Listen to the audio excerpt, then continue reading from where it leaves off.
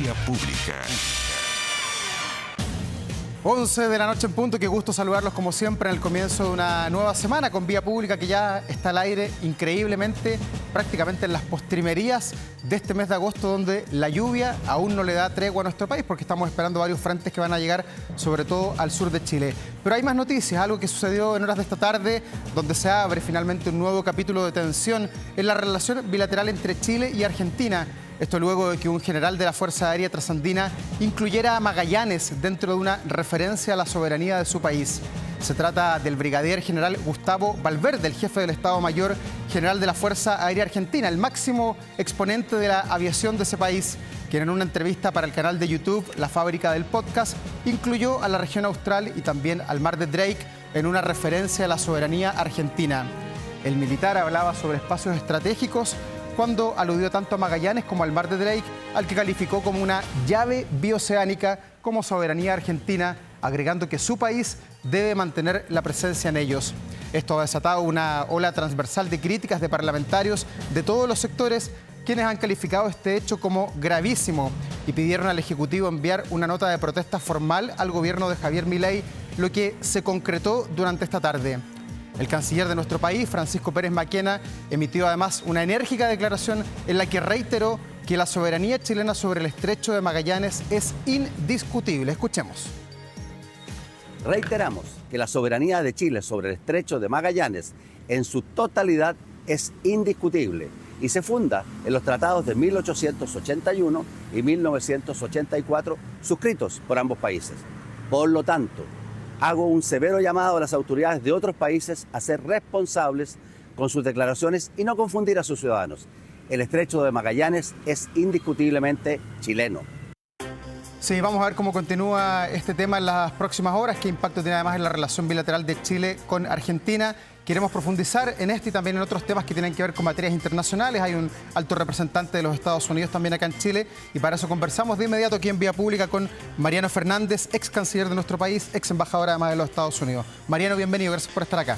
Muy buenas noches, Tabor. Gracias por la invitación. Bueno, partamos hablando de este caso con Argentina. ¿Qué tan grave es que sea un militar, un alto mando y no un político el que haga estas declaraciones? Bueno, en primer lugar, digamos que me parece muy bien la declaración que ha hecho el canciller Pérez Maquena. Yo además puedo agregar, así como dato ilustrativo para los televidentes, que el estrecho Magallanes es chileno de pe a pa, no solamente por los tratados lo dicen, sino que porque la frontera chilena con Argentina está en ese lugar, empieza en la parte norte, en la punta Dungenes, y se va de norte a sur en línea recta hasta el Cabo del Espíritu Santo. Y por lo tanto, la boca del estrecho es completamente chilena. Eso por una parte. Segundo, es muy lamentable cuando, sobre todo oficiales de Fuerzas Armadas, inician o realizan declaraciones que corresponden al mundo gubernativo, corresponden al mundo político.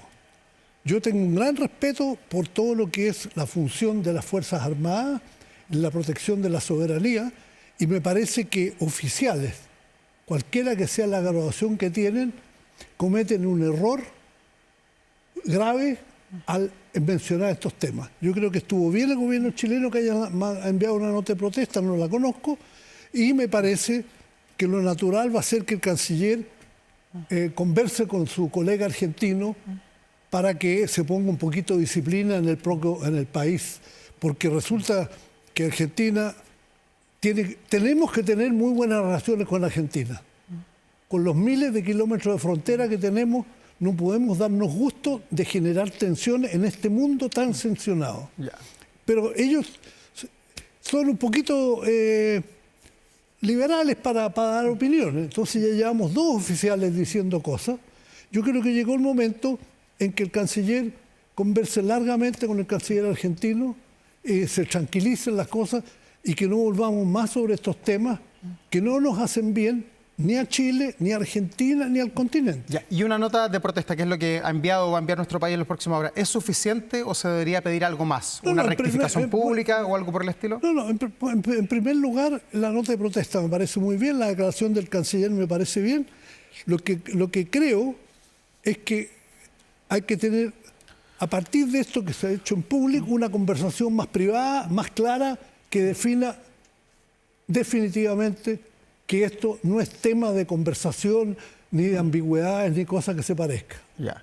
Mariano, y en su experiencia, ¿por qué este tema aparece cada cierto tiempo? Para Chile esto está cerrado, se cerró con el Tratado de 1881, ratificado hasta por el Papa en 1984. Para Chile este tema no es tema, pero para Argentina cada cierto tiempo asoma. ¿Por qué? Pero hace mucho tiempo que no venía nada, ¿no? Yo no recuerdo... Pero tuvimos los paneles solares, ¿se acuerda? Con el gobierno del presidente Fernández.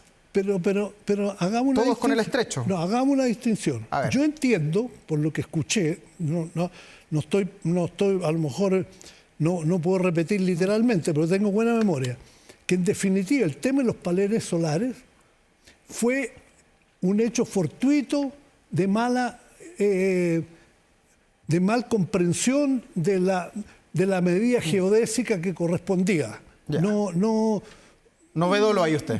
Claro, es que ¿sabes lo que pasa? Cuando hay una cuestión accidental, no me parece que sea bueno transformarlo en un tema político, justamente por las razones que le doy de que Chile y Argentina tienen una obligación de cercanía en este mundo que se divide cada día más y que cada día más está generando tensiones. No nos introduzcamos en el mundo de esas tensiones que no nos sirven. Ya, pero usted uniría los hechos con lo que ocurrió ayer, donde fue el general Valverde de la Fuerza Aérea de Argentina. En abril fue el almirante Montero de la Armada de Argentina, que también cuestionó la soberanía. ¿Para usted esos son hechos aislados, son concatenados, son concertados para de alguna manera poner puntos sobre las IES en el tema de la relación con nosotros? A ver, lo que no es bueno en política exterior es desarrollar teorías conspirativas. Ya. Yo prefiero no hacer interpretaciones sobre el tema. Simplemente quiero reiterar que me parece bien que el gobierno haya protestado o esté protestando, que el canciller haya hecho la declaración que hizo, y lo que uno, como observador de los asuntos internacionales, le recomendaría al gobierno, que uno no tiene por qué estar recomendando al gobierno que tiene que hacer, pero en estos casos internacionales vale la pena que tome un diálogo pronto con su colega argentino y busquen una manera tranquila de despejar el tema. Ya, pero entre presidentes, en este caso Milei y el presidente Kast, ¿se tensiona la relación bilateral y la sintonía política además que uno ve que tienen ambos? Bueno, ¿sabes lo que pasa? Dejemos que el canciller actúe, que haga su trabajo y después vemos si esto está significando una tensión mayor. Ya. Mariano, lo que me parece muy bien es que mantengamos desde el lado de las Fuerzas Armadas chilenas el silencio que corresponde, y sabemos que tenemos nosotros Fuerzas Armadas en este momento que están en perfectas condiciones para prestar los servicios que el país requiera en materia de asuntos internacionales. Ya, usted me decía al comienzo de esta entrevista que está a favor o que respalda la acción de la Cancillería, por lo menos el tema con Argentina. En la relación bilateral con los Estados Unidos hoy día, ¿respalda cómo se ha comportado la Cancillería de nuestro país? Hoy día tenemos a un representante de la Oficina Comercial de los Estados Unidos que está en Chile intentando negociar con nuestro país. Mire, es que ahí la cosa es distinta. Ya, usted se paraguas, bueno. No, yo no quiero volver sobre cosas que yo ya he dicho, sobre cuestiones que han sucedido. A mí me parece que el canciller en esta materia, sobre todo en Estados Unidos, tiene que hacer un aprendizaje rápido porque no ha estado bien la Cancillería en esto. La reunión de Rubio, ya sabemos, el gran amigo estratégico que después viene y que, como hoy día declara cualquier gobernante en el mundo, empezando por el primer ministro de Canadá, el gobierno del presidente Trump, de la primera potencia del mundo, desgraciadamente es un gobierno que no es confiable. Entonces, yo creo que eso tiene que asumirlo la Cancillería chilena y saber que las cosas que presenta el gobierno actual de Estados Unidos, no Estados Unidos, a mí no me gusta hablar de Estados Unidos, el gobierno actual, pueden ser extremadamente onerosas para el país. Por ejemplo, mañana hay esta reunión de la negociación del USTR que viene a Chile a qué hablar. Bueno, por lo que yo leí en los diarios, lo que viene a proponer tiene márgenes de inexactabilidad muy fuertes. ¿Qué es lo que sucedió hace pocos días con Canadá? El gobierno de Estados Unidos buscó un arreglo nuevo comercial con Canadá y después le empezó a colocar condiciones como que no se hicieran las cosas en francés, que Estados Unidos solicitara, que Canadá solicitara autorización para negociaciones comerciales nuevas. Entonces yo tengo la sospecha de que el USTR, el encargado de negociación de Estados Unidos, El Jeffrey Gutman, va a hacer planteamientos parecidos mañana. Ya, pero ¿viene por cumplir entonces? ¿O usted cree que Chile puede obtener algo, puede obtener una rebaja en sus aranceles? Espérese. Lo de la rebaja de aranceles es un tema importante para muchos sectores de la economía. Pero tengo la sospecha de que esto puede ser bastante más delicado. Porque no es solamente los aranceles. El tema del transbordo de sustancias ilegales para proteger a terceros países, que prácticamente quiere decir China, es un tema que las próximas negociaciones comerciales chilenas debieran tener consulta con Estados Unidos, que el tratado de libre comercio que tenemos ha sido violado repetidamente por Estados Unidos. Entonces, pelear los aranceles me parece bien, me parece importante, y yo creo que va a estar felices gente del sector pesquero, gente del sector, ¿cómo se llama? Frutícola. Pero tengo la inquietud de que el encargado del USTR pueda traer otras peticiones bastante más gravosas. Ya, pero ¿cuánto puede pelear Chile, que somos un país pequeño frente a los Estados Unidos, que en el mundo ha pasado la planadora con este tema?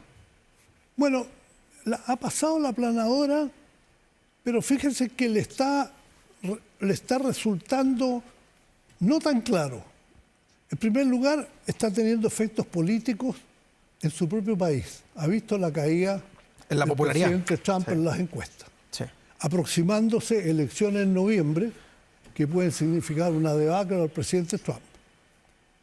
El gobierno francés, el gobierno inglés, el gobierno alemán, le han explicado en todos los tonos que no lo acompañaron en el tema de Hormuz contra Irán, porque Hormuz estaba despejado, porque Irán, que es una dictadura teocrática feroz, que estaba teniendo protestas en las calles, resulta que la acción desproporcionada del gobierno de Estados Unidos, del presidente Trump, ha fortalecido a los ayatolás, que ahora están recibiendo respaldos completamente inesperados. Entonces, yo creo que Chile tiene que hacer el mayor esfuerzo posible por defender los intereses y recordarle a Estados Unidos que nosotros no queremos ser reos de un conflicto entre China y Estados Unidos, que Chile se va a mantener como un país autónomo y que nuestra política exterior apunta siempre a la concordia y al acuerdo. Mariano, usted fue embajador de Chile en los Estados Unidos, usted le tocó ver este Tratado de Libre Comercio a plenitud, en la génesis, cuando recién partió y cuando había muchas expectativas en Estados Unidos, hay que decirlo, y también en nuestro país. Hoy día que esto no se respete, han pasado, ¿cuánto? 24, 25 años que tenemos este Tratado de Libre Comercio. ¿Qué impacto tiene? ¿Es resarcible? ¿Chile puede demandar eventualmente a tribunales internacionales? Mire, no lo he estudiado como para llegar a ese detalle. Y también le quería decir, tampoco quiero anticipar hoy día muchas cosas respecto a mañana, porque la subsecretaria de Relaciones Económicas dará una información después respecto a lo concreto. Entonces, si especulamos, no ayudamos a crear un ambiente fácil para la gestión gubernativa. Entonces, no me gustaría seguir sobre esto. Ahora, nosotros tenemos en todos los tratados de libre comercio, y con los Estados Unidos me imagino que no es distinto, tenemos un artículo 9 en el tratado, que es solución de las controversias. Y ahí hay distintos mecanismos derivados del artículo 9 que se pueden utilizar. De hecho, en varias oportunidades hemos tenido demanda de empresarios extranjeros, creo que alguna empresa norteamericana, al gobierno chileno, llevándolo al organismo internacional de arbitraje, el CIADI, y contra el escepticismo de mucha gente de nuestro país, que hoy día justamente gente que está en el gobierno, nosotros participamos y Chile, creo que hemos tenido 5 conflictos, ha ganado 4. De tal manera que todas estas cosas son posibles, pero hay que esperar en qué consiste realmente la reunión mañana antes de opinar responsablemente. Mariano, bueno, quedamos atentos a lo que pasa en esa reunión, pero quiero seguir en Estados Unidos porque estamos a puertas de que se conmemore 50 años del asesinato, ahí también en los Estados Unidos, del ex canciller de nuestro país, Orlando Letelier, el 21 de septiembre de 1976. Se ha formado acá en Chile un comité conmemorativo de Orlando Letelier por los 50 años. Usted es parte de este comité. Sí. Lo primero que quiero preguntarle, y sobre todo para las audiencias más jóvenes que nos ven acá, ¿por qué es tan importante relevar la figura de Orlando Letelier a 50 años de su asesinato? Mire, yo creo que estamos hablando en este caso de los 50 años de Orlando Letelier. Hace 1 año y medio recordamos el asesinato frustrado de Bernardo Leighton En Italia. en Italia. Y también hubo una ceremonia para recordar el cruel asesinato del general Prats y su señora esposa el año 74 24. en Buenos Aires. Sí. Entonces, ¿por qué nos parece muy grave esto? Porque durante la dictadura de Pinochet, donde todavía tenemos más de 1000 personas desaparecidas que no se logra saber dónde están, donde ocurrieron todas las crueldades y abusos posibles y imaginables. Además, salir fuera de la frontera a asesinar personas que nunca mostraron alguna decisión para tomar un arma o realizar una oposición armada, nada. El general Prats, Bernardo Leighton, Orlando Letelier, a nosotros nos parece que la democracia les debe un homenaje permanente y a propósito de los 50 años se va a realizar este homenaje a Orlando Letelier. Ya, ¿y en qué va a consistir? ¿Cuáles son las actividades que están desarrollando usted con otros cancilleres también y con compañeros de él de prisión política en la isla Dawson? También, Sí. claro, están prácticamente todos, muchos cancilleres, Soledad Alvear, Van Claveren, lo vi. Walker, Van Claveren, José Miguel Insulza, Juan Gabriel Valdés, en fin. Y muchos, como usted dice, gente que estuvo con él en Dawson o familiares de ellos. Yo no conozco, esta mañana hubo una reunión del comité y lo que se acordó, se cumple esto el 5... El 21 de septiembre. El 21 de septiembre. Sí. Entonces hay un comité pequeño donde está Juan Gabriel Valdés, Juan Pablo Letelier, el hijo, que están preparando algo que nos van a presentar para tomar el acuerdo del conjunto de actividades que se van a realizar. Ya. ¿Esperan para estos 50 años del asesinato de Orlando Letelier algún gesto del gobierno de Chile, de la Cancillería, del gobierno del presidente Kast, por ejemplo, que acelere la extradición de Armando Fernández Larios, que está involucrado en el asesinato de Orlando Letelier y Ronnie Moffitt? Bueno, eso fue un tema que se conversó hoy día en la mañana y por supuesto que hay un interés especial en que se acelere el pedido de extradición de Fernández Larios. Esto corresponde a la Corte Suprema, porque estas son peticiones que son de sistema judicial a sistema judicial. No es una petición que haga el gobierno. Ya. Pero entonces, buscar los mecanismos para que la Corte proceda de manera lo más pronta posible. Ya, ¿y esperarían también un gesto del presidente de la República en aras de la unidad y la concordia de las fuerzas políticas en Chile? La verdad es que yo creo que sería interesante, lo puedo decir así, sería bueno para el país cualquier gesto de unidad que se haga, porque el país está en un momento en que estamos extremadamente divididos y el gobierno en varias zonas de la vida nacional no está contribuyendo a una gran unidad nacional. Ya. Mariano, sigamos en Estados Unidos, pero con otro tema. Lo llevo a la sede de las Naciones Unidas. Hubo hace pocas horas, antes de ayer, una segunda votación preliminar en torno a las candidaturas. Está nuestra compatriota, la expresidenta Michelle Bachelet. Según los analistas, no le fue tan bien. Habría salido séptima, estos en resultados que han trascendido. ¿Cómo ve usted el desarrollo de esta candidatura hasta el día de hoy? Mire, yo nueva información oficial no tengo, no tengo nueva. Pero lo que yo le puedo decir es lo siguiente. El grupo de ex cancilleres que estamos apoyando el trabajo de Brasil y México, nos habría gustado que hubiera habido una mejor segunda vuelta que la que hubo. Eso es indiscutible.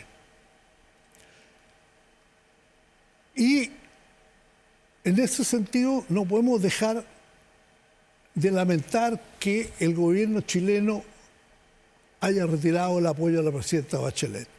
Y le voy a decir más.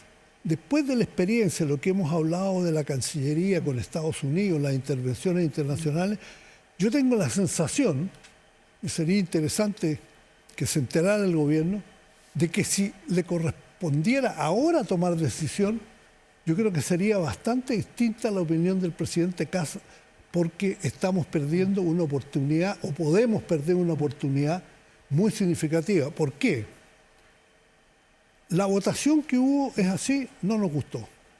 Pero en este momento tenemos mucha información dispersa. La presidenta Bachelet se va a reunir con Brasil, con México, evaluarán si se sigue o no se sigue. Pero como esta no son una votación, sino que son algo así como un cálculo de estado de ánimo. Es como van las cosas, una cosa así, claro. Hay muchas cosas en movimiento. Por ejemplo, nadie llegó a los 9 votos. Y esa es una señal importante porque con 9 votos esa persona está en condiciones de pasar a que el Consejo de Seguridad la proponga a la Asamblea. Todavía estamos sin votaciones. Claro. Pero si hubiera alguien que hubiera tenido 10, 11, 12 votos, te dice, bueno, hay alguien que se está acercando fuertemente a esto. Después han aparecido otras cosas como la declaración de Rusia respecto al candidato ítalo-argentino. No sé si usted la vio. Grossi. Sí, pero usted supo... No, esa declaración la vi. Sí, el embajador ruso dijo que habían escuchado las declaraciones de Grossi diciendo que las Naciones Unidas estaban en un estado catastrófico y que el gobierno ruso entendía que la Agencia Internacional de Energía Atómica era parte de Naciones Unidas y que si este estado catastrófico a lo mejor era lo que estaba pasando con la gestión de Grossi.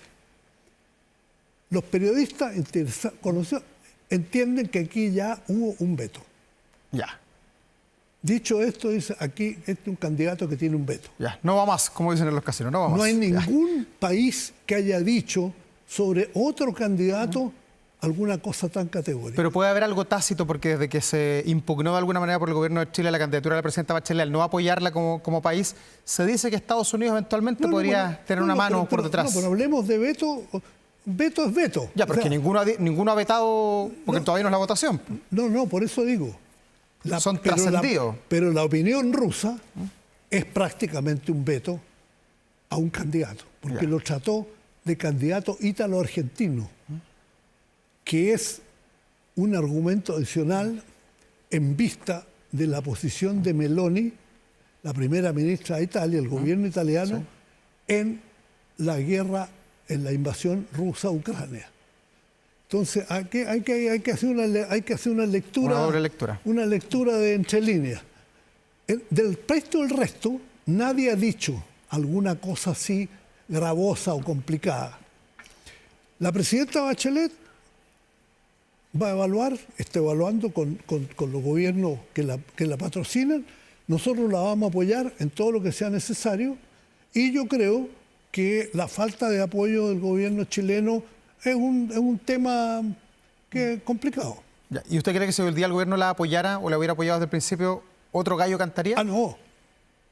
O sea, si Chile, el gobierno chileno, hubiera mantenido el apoyo con Brasil y México, estaría la presidenta Bachelet, si no elegía, realmente muy cerca, porque ella tiene un programa, la gente a veces le aburre un poco conversar del programa, prefiere conversar de las anécdotas, pero la presentación del programa de Bachelet, con su experiencia como gobernante, con su gestión exitosa en ONU Mujeres, con su gestión exitosa como alta comisionada de derechos humanos, donde mucha gente criticó y el informe de China lo hizo al final, el de Venezuela.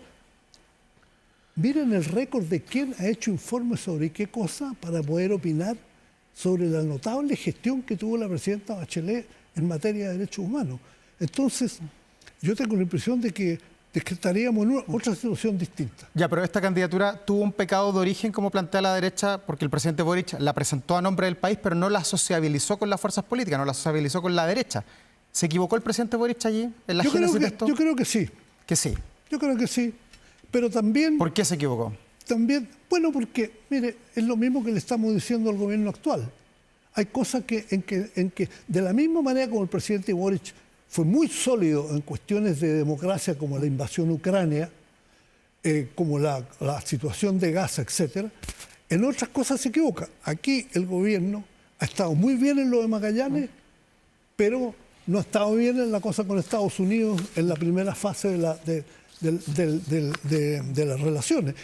Y entonces uno dice, él podría haber consultado, aunque hubiera sido pro forma, a los grupos políticos. No lo hizo, yo creo que ahí hay un error. Pero también pienso que una vez cometido el error, no debió haber sido tan grave para el presidente Kast no haberlo asumido como una cosa que lo obligaba a desechar la candidatura de la presidenta Bachelet. Porque la presidenta Bachelet, hoy día, que todavía no es secretaria general de las Naciones Unidas, que no sabemos qué va a evaluar ella con México y con Brasil, es un patrimonio para Chile muy importante. Imagínese usted que el expresidente Frei ha estado trabajando con todos los gobiernos en una cosa que ha sido importante para Chile también. De repente hay gente que critica y todo, pero estas cosas son así. Entonces, una exmandataria con la imagen que tiene la presidenta Bachelet es un patrimonio para el gobierno de Chile, para cualquier gobierno. Mariano Fernández, ex canciller, todos los temas que hemos conversado siguen abiertos, así que nos reencontraremos pronto para seguir conversando. Que le vaya muy bien. Muchas gracias por la conversación y esperemos que la reunión de mañana no sea algo que tengamos que salir a protestar a las calles. Noticias en desarrollo. Sí. Gracias, Mariano. Buenas noches. Buenas noches. Y ustedes recuerden, protéjanse de la delincuencia con TPY, vigilancia en tiempo real de cámaras de seguridad con audio disuasivo para su empresa, alarmas TPY con cámaras conectadas a su smartphone y también botón de emergencia móvil para su hogar. No sea usted de la próxima víctima y contrátelos en tpy.cl. Vamos a la pausa, nosotros enseguida estamos de regreso aquí en Vía Pública, Canal 24 Horas. Ya estamos de regreso en este Vía Pública para contarles que ahora Kame ERP tiene inteligencia artificial incluida sin costo en todos sus planes. Con Kame tienes toda tu información financiera en la palma de tu mano y gracias a Kai, que es su inteligencia artificial, comprenderás mejor tus números y tendrás las mejores recomendaciones para tu negocio. Toda la información está publicada en kame.cl. Y como siempre acá en Vía Pública vamos a seguir con buenas entrevistas, con conversaciones, porque se ha publicado, está en las librerías este libro que se llama Johannes Kaiser y los Nacional Libertarios. Cuenta la historia del ex candidato presidencial, ex diputado, que recordemos le fue bastante bien en las elecciones presidenciales, llegó cuarto, tuvo más de 1.800.000 votos. Los libertarios han tenido éxito en países como Argentina, con Javier Milei como el gran exponente en América Latina. Queremos conversar sobre este tema y para eso estamos acá con los dos autores, colegas míos, periodistas jóvenes de 24 y 25 años, Benjamín Bravo y Francisco Lucero. Bienvenidos, chicos, gracias por estar acá. Hola, muchas gracias, Salvador, por la invitación. Bueno, ¿por qué escribir hoy de Johannes Kaiser cuando ya pasó la elección presidencial? ¿Le ven mucho futuro político a él? Parto contigo, Benjamín. Sí, cuando nosotros estábamos decidiendo de qué hacer nuestra investigación periodística, justo coincidió con que Johannes Kaiser se estaba instalando como una figura presidencial muy bien aspectada, pero también porque su partido, en ese entonces naciente, Partido Nacional Libertario, se instaló como el segundo partido más grande de Chile en términos de militantes y en consecuencia el partido más grande de la derecha. Entonces, con Francisco nos preguntamos cuál era el movimiento, cuál era el fenómeno detrás de esto, cuáles eran los motivos no solo políticos, sino que también culturales. Y en ese sentido, nosotros damos cuenta de que es una estructura partidaria muy sólida y que ellos aspiran efectivamente a instalarse, dicen, incluso un proyecto de más de 50 años. Francisco, en lo biográfico, hoy día Johannes Kaiser tiene 50 años. ¿Qué es lo que más te llamó la atención al investigar sobre sus papás, sobre su familia, sobre sus hermanos, sobre su infancia en el sur de nuestro país, que de alguna manera expliquen este carácter rupturista, iconoclasta que sacudió a la escena política del país? Bueno, la verdad, la biografía de Johannes Kaiser da cuenta de una persona que llegó al poder político de una forma quizás poco tradicional, a diferencia de otros políticos actuales como por ejemplo José Antonio Kast. Pero un punto que llama mucho la atención es que la familia Kaiser, desde que llegó a Chile con el abuelo de Johannes Kaiser, Federico Kaiser, siempre han buscado el poder político. De hecho, Federico Kaiser, el abuelo de Johannes, fue alcalde de Villarrica. El padre de los hermanos Kaiser fue candidato al Parlamento por la UDI en los 90, inicio de los 2000, y aparte él fundó el Partido del Sur y dice que fue candidato a la presidencia por el mismo partido. Entonces siempre han buscado llegar a la política. Ya, ¿y ustedes vinculan ahí al abuelo o al bisabuelo de Johannes Kaiser con el nazismo? El abuelo. Al abuelo paterno de la familia Kaiser, que fue uno de los primeros integrantes de la familia en llegar a Chile en los años 30. Ahí en los años 40, cuando él hace su primer intento de nacionalización, el departamento 50, que era este departamento de la PDI que perseguía las redes nazis en Chile, arroja esta alarma que Federico Kaiser era, según ellos, un ferviente partidario de la causa nazi. Ya. ¿Cómo fue la infancia de Johannes Kaiser? Ustedes allí la relatan con varios episodios, está muy bien investigado este libro, recurren a diarios, a revistas, pero también a muchas entrevistas de gente que compartió en la infancia con él. ¿Fue complejo para él crecer en una familia donde la mamá, ustedes cuentan allí, tenía muchos problemas? Sí, bueno, la madre tenía problemas de salud mental, el padre estuvo un par de años ausentes ya que ellos se trasladaron a Villarrica, mientras el padre se quedó acá en Santiago. Entonces fue una infancia que los hermanos Kaiser y también Johannes Kaiser han dicho fue dura, no fue fácil para ellos vivir lo que vivieron, pero sí fue una infancia muy hermética. De hecho, nosotros conversamos con muchos compañeros, compañeras en verdad, de colegio de Johannes Kaiser, y dicen que él no hablaba de su familia, no hablaba de lo que vivía en la casa, no se contaba mucho de lo que ocurría dentro de la familia. Y ya en ese momento se vislumbraba un Johannes Kaiser que se refugiaba en los libros. A nosotros nos decían que era un lector voraz y que siempre en búsqueda de autores ligados al orden. Él era, por ejemplo, un asiduo lector de figuras como Diego Portales, que es una figura política que él ha dicho que admira. Ya, y tú también dicen ahí que leía mucho Mi lucha de Hitler, que andaba permanentemente con ese libro en el colegio. Sí, hay gente que lo conoció en el colegio que nos decía eso, que él leía Mi lucha de Hitler en esa época. Ya. ¿Y cómo llegamos a tener al Johannes Kaiser que conocemos hoy día? Porque claro, tiene esta infancia en el sur, con estos problemas, con la mamá que tiene problemas de salud mental. Después él termina el colegio en la escuela militar. Exacto. Después no está conforme con nada, se va a vivir a Austria, después regresa. ¿En qué minuto aparece la catapulta que lo pone como un político relevante en la escena chilena? Sí, ahí hay dos situaciones clave que definen el cómo actúa hoy día Johannes Kaiser en política. Primero, él en 2010, en la época en la que el terremoto sacudió a Chile, tuvo un infarto. Él en ese momento estaba en Europa y dice que ese momento fue muy determinante en el cómo decidió actuar posteriormente, porque él se dio cuenta de que como que decía no podía desperdiciar ni un día de su vida. En Europa él vive, según nos decían, etapas que le aterran. La islamización de Europa, o por ejemplo tuvo una amiga que falleció porque estaba viviendo una transición de género. Entonces, con toda esa experiencia, Johannes Kaiser en 2017 lanza su canal de YouTube, el Canal Nacional Libertario, que es una figura, o sea, un factor imprescindible para entender al partido. Y a partir de ese momento, de esa plataforma, Johannes Kaiser se empieza a situar en los círculos libertarios y en los círculos afines a esos idearios como una figura muy atractiva. Y ahí le empiezan a demandar, en el fondo, que él se involucre en política no solo desde YouTube, sino que también en la arena partidista. Ya. Y el uso de las redes ahí fue clave, tal como pasó con Bukele en El Salvador, como pasó con Milei, como que llegaron antes a este fenómeno, de alguna manera. Sí, bueno, nosotros somos lo que podemos investigar. A raíz de la elección en 2017, en donde Beatriz Sánchez obtiene un tercer lugar, el mundo libertario pone ahí una tensión porque dice el progresismo está avanzando y de alguna forma tenemos que enfrentarlo. Y ahí se empiezan a organizar en diferentes canales de YouTube, redes sociales para poder hacer frente a este avance del progresismo, y uno de los representantes es Johannes Kaiser. En la portada del libro aparece Johannes Kaiser, a mí me da la impresión en el lanzamiento de la campaña presidencial, pero el libro también habla de él y de sus hermanos, de la familia Kaiser como personas que han sido disruptivas en la escena política. ¿Cómo se configura esa familia Kaiser hoy día?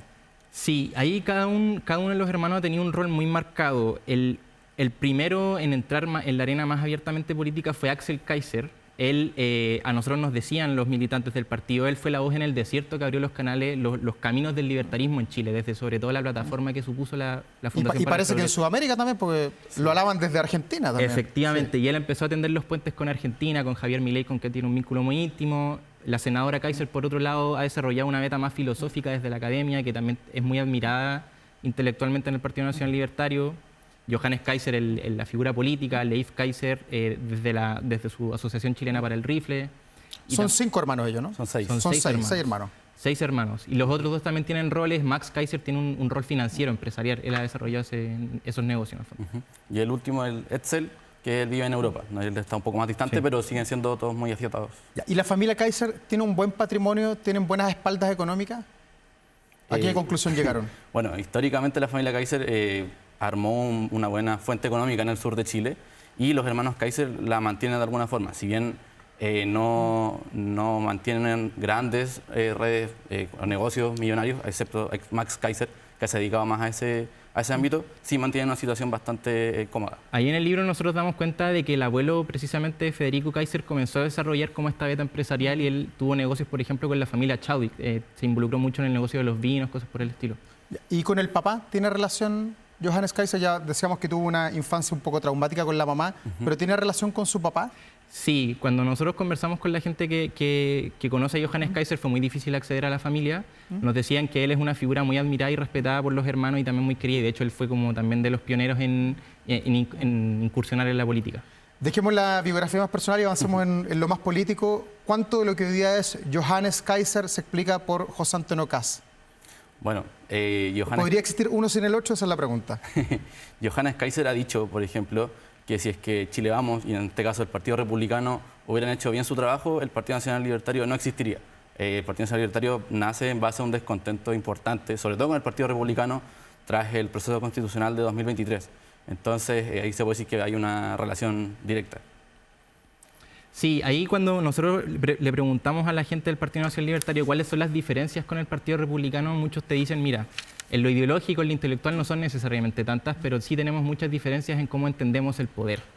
En el Partido Nacional Libertario está el convencimiento de que el Partido Republicano no sabe o no entiende cómo ejercer el poder sin Chile Vamos, y para ellos Chile Vamos es una proyección de moderación que no les agrada.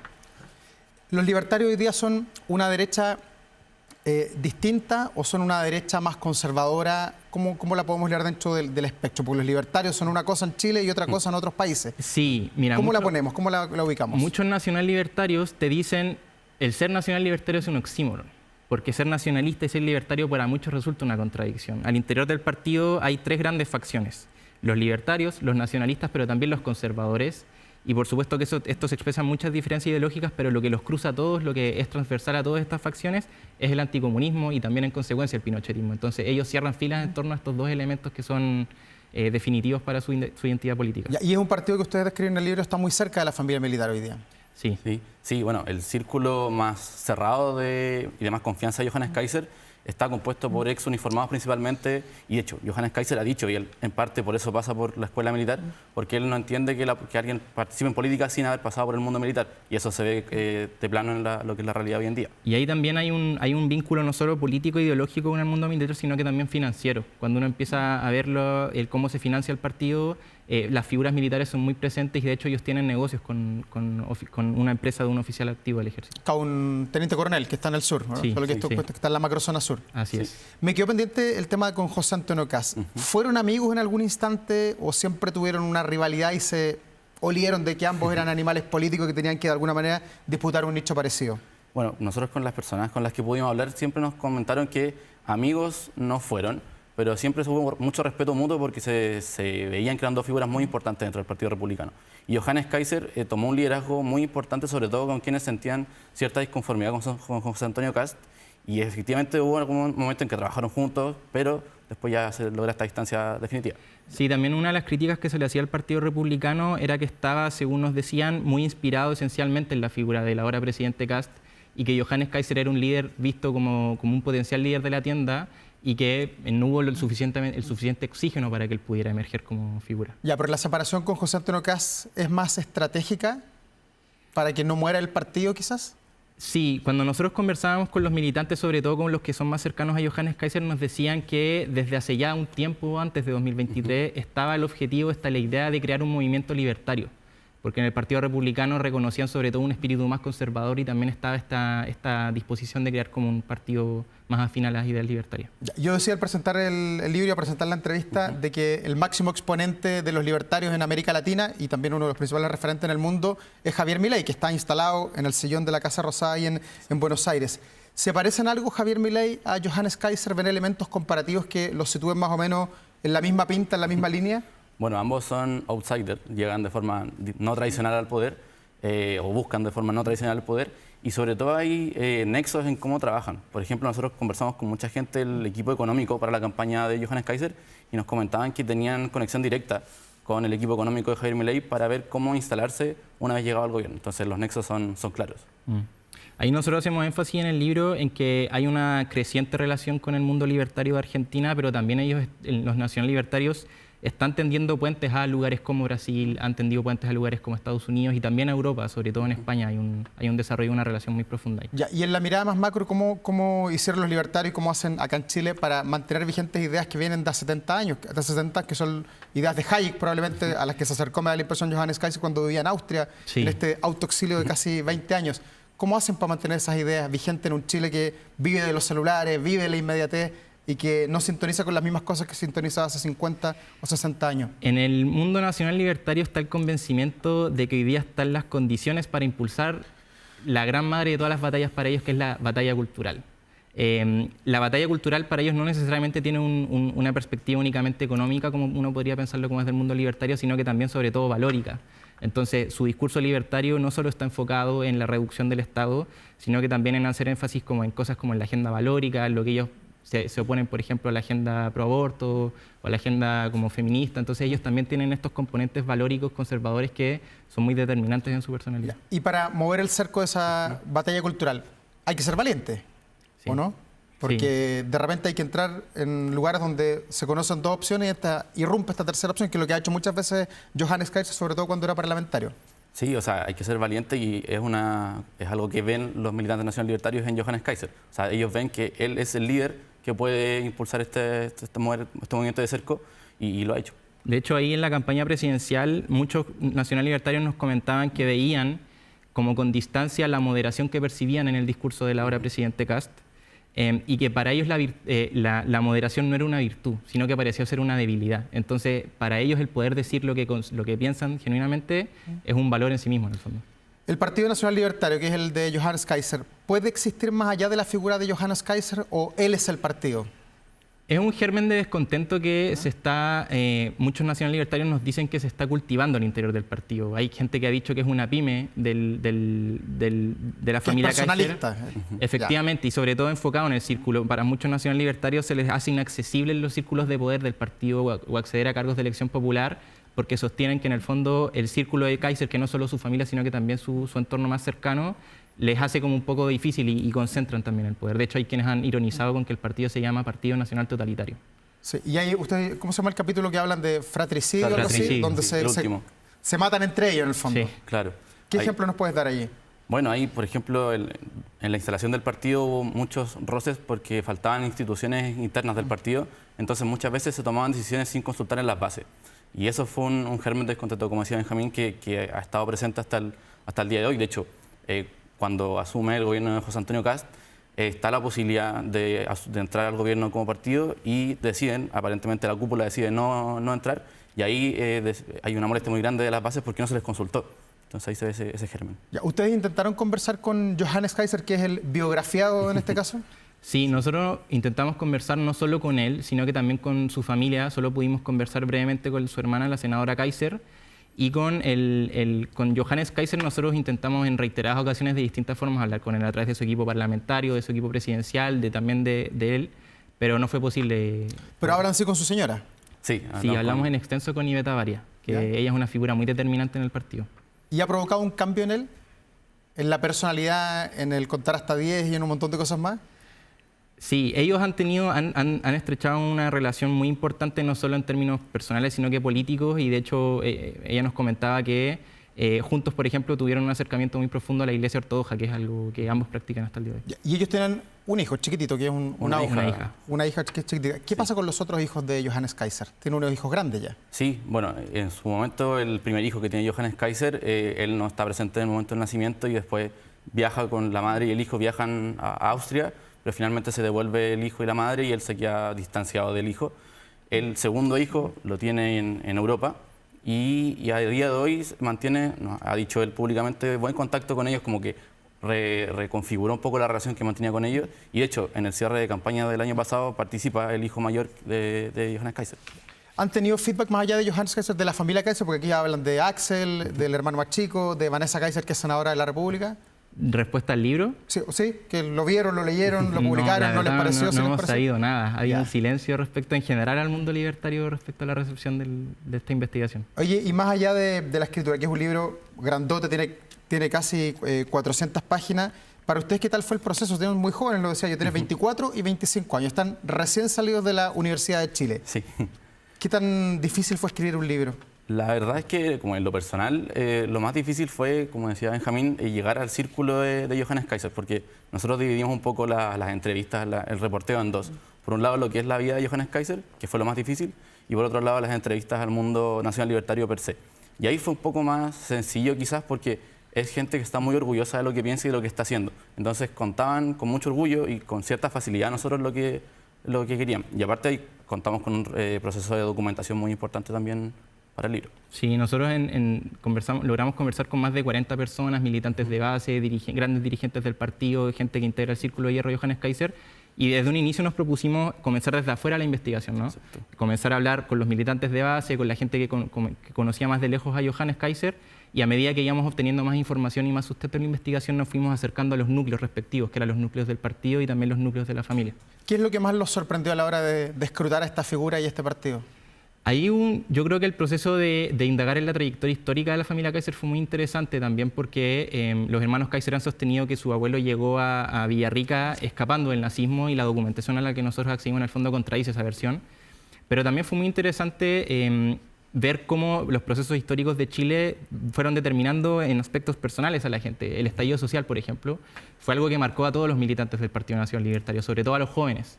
Entonces, cuando uno empieza a ver cómo las consecuencias de esos procesos históricos a largo o mediano plazo, también es muy interesante, impactante de ver. Y hay otro proceso histórico que creo que es importante destacar, es la pandemia, porque sobre todo en el área sanitaria hay mucho militante nacional libertario que se molestó profundamente con las restricciones a la libertad, al libre tránsito. Presentaron querellas en su Presentaron querellas, de hecho, el mismo Johannes Kaiser presentó contra una Sebastián querella. Piñera y el ministro París, Sí. Maya, Sí, no. entonces hay un quiebre muy fuerte con Chile Vamos y con José Antonio Kast, que en 2021, con el presidente José Antonio Kast, que salía a Chile Vamos. Entonces, ver cómo estos procesos dan cuenta de resultados a años posteriores, creo que es muy interesante, en verdad. Don Benjamín Bravo, don Francisco Lucero, ¿qué quiere que les diga? Felicitaciones. Muchas gracias. Un excelente libro, yo me lo leí completo, así que doy fe de que está muy bueno, está muy bien escrito, muy bien documentado. Se va a presentar además este viernes 28 de agosto en el Dragstore ahí en Providencia a las 7 de la tarde, así que ojalá que mucha gente los pueda acompañar y de verdad un aporte para una figura política que es relevante en nuestro país. Así que gracias por estar acá esta noche. Muchas gracias. Gracias a ti, Davor. Gracias, buenas noches. Y nosotros vamos a la pausa, enseguida estamos de regreso en Vía Pública en esta jornada de día lunes.